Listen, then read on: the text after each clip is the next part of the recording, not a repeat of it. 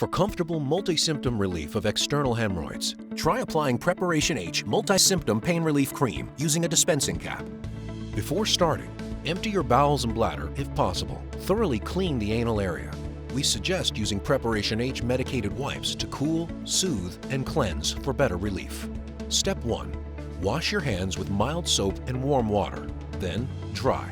Step 2. Open the tube by puncturing the foil seal with the pointed end of the cap. Attach the dispensing cap to the tube and remove the protective cover. The cap is enclosed to control the dispersion of the cream to the lower portion of the anal canal.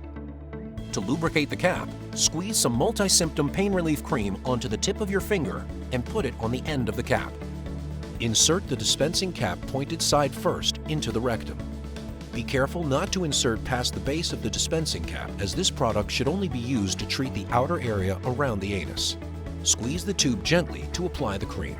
If you feel you need extra relief, you can apply a little more cream to the external anus area with your finger. Step 4.